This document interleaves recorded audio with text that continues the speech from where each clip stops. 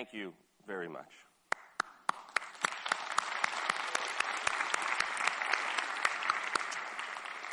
So at the risk of bringing up Justin Bieber's name again, we actually have a Justin Bieber from our community, from the world of the internet and politics. Our next speaker was cited last year as having gone viral on the internet with the most successful political video of 2011 about him talking about his two moms, and it was transformed his life. He produced a book. It's called My Two Moms. Please welcome Zach Wahls.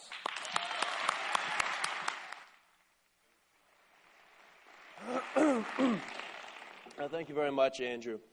I want to start today on September 21st, 1996, when President Bill Clinton signed into law the Defense of Marriage Act. Now, the Defense of Marriage Act, as you probably know, was designed to protect the sanctity of marriage. The irony, of course, of the Defense of Marriage Act is that it was pushed through the U.S. House by none other than Speaker Newt Gingrich, who we found out later was in the middle of his second affair with the woman who would become his third wife. And President Clinton was in the middle. We're not actually sure what number that affair was, but we do know that he was in the middle of an affair with Monica Lewinsky. Fast forward 3 months, and my moms, Jackie and Terry, had their first commitment ceremony to the day, actually, December 21st, 1996. Even though it wasn't a legal ceremony, they had friends, family. It was in a church. They put on their dresses, exchanged rings, walked down the aisle to the theme song of Star Trek Voyager. I'm not making that up. And got married. It was great. Fast forward now, 13 years to 2009, the Iowa Supreme Court rules in a unanimous 7-0 decision to strike down Iowa's version of the Defense of Marriage Act, and my moms can actually get married. Another year and a half later, the newly empowered Republican majority in the Iowa House decides that they want to engage in a bit of political theater and pass a constitutional amendment and have a public hearing about this constitutional amendment that would effectively reverse the Supreme Court decision that had legalized marriage in Iowa. I decided to attend this bit of political theater, and I'd like to just play the clip of what I had to say.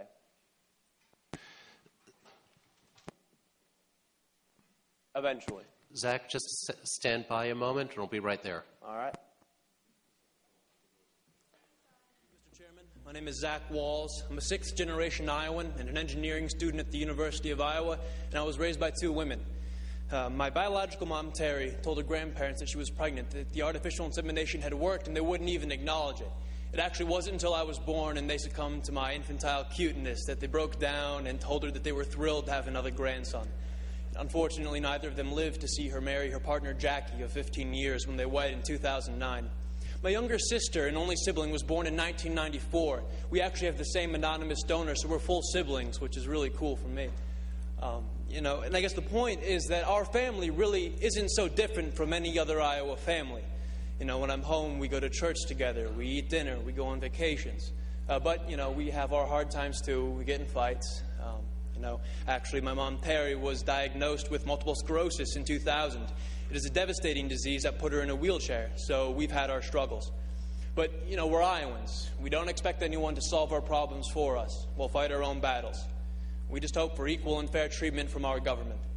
Being a student at the University of Iowa, the topic of same-sex marriage comes up quite frequently in classroom discussions.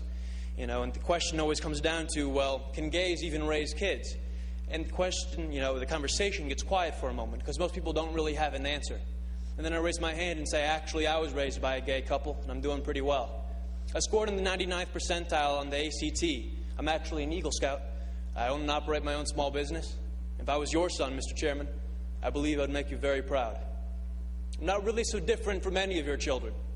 My family really isn't so different from yours. After all, your family doesn't derive its sense of worth from being told by the state, you're married, congratulations. No, the sense of family comes from the commitment we make to each other, to work through the hard times so we can enjoy the good ones. It comes from the love that binds us. That's what makes a family. So what you're voting here isn't to change us. It's not to change our families. It's to change how the law views us, how the law treats us. You are voting for the first time in the history of our state to codify discrimination into our Constitution, a Constitution that, but for the proposed amendment, is the least amended Constitution in the United States of America. You are telling Iowans that some among you are second-class citizens who do not have the right to marry the person you love. So will this vote affect my family? Would it affect yours? Over the next 2 hours, I'm sure we're going to hear plenty of testimony about how damaging having gay parents is on kids.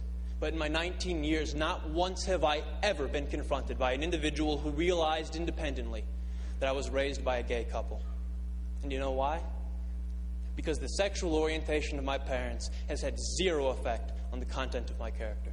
Thank you very much.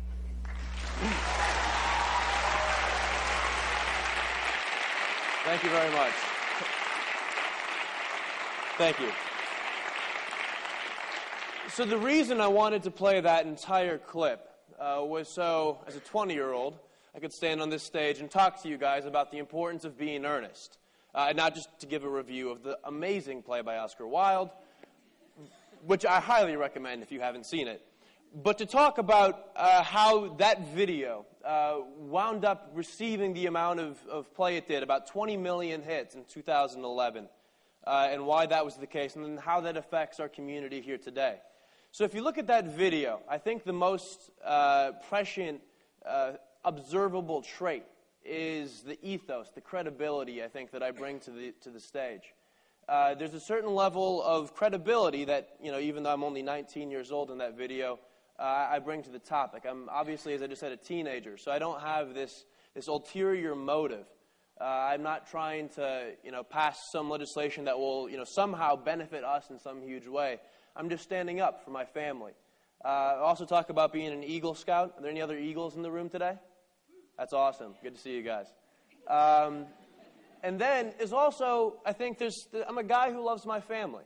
And I think that that's an ethos and a credibility that means a lot. And at the end of the day, I would argue that that's probably the single most impactful sentiment of the video to which people relate. There's also this, part of the video that had this very effective communication, which is important. And I think it's a good reminder of how the work that we do organizing communities online is really grounded at the end of the day in what we can also do in the real world. Which brings me back to how the importance of being earnest relates to our community as people who care, deeply about the internet. As another English playwright might have said at a different time, the internet is not good or bad, but using it makes it so. And so in my mind, the internet, like rhetoric, really is a tool with, I see, two key functions for affecting social change. The first is collecting, organizing, and marshaling these unprecedented amounts of data, which I think we'll actually be hearing from the Romney campaign a little bit later today about what that looks like. The Obama campaign obviously is doing that as well. But also collecting, filtering, and disseminating information, stories, and moments like the one we just witnessed. In this way, we really have seen a shift of power away from traditional gatekeepers, and in many senses, as has been discussed earlier today and yesterday, this meritocracy, this rising of good content, these moments to the top, and seeing these be pushed out through networks that do exist in a somewhat top-down capacity. And in this way, we, the people, become the gatekeepers of these moments and how they transform political discourse here in the real world. Now, as important and as incredible as the internet is, we also have to remember that, like rhetoric, the internet is a tool. Dr. King once talked about how the moral arc of the universe is long, but it bends towards justice. And it bends towards justice, not of its own volition, but because we stand up and we grab that arc. And as internet access expands and more people stand up and take their place with their grasp firmly on that arc, we have to remember that your position on that arc, your grip of that arc, the internet, these technologies, our societies and governments are not the ends in and of themselves. They are the means. They are the means with which we protect the ideas, life, liberty, the pursuit of happiness, the fuel for the fire of that shining city, that last great bastion of hope and freedom. They protect that fuel that gives us that radiance. And so as the internet access continues to expand, and more of us stand up and have the power to grab that arc, to change the world, to shift that power, we have to remember that we have to have a sense of earnestness about it. We have to have that conviction, that moral compass.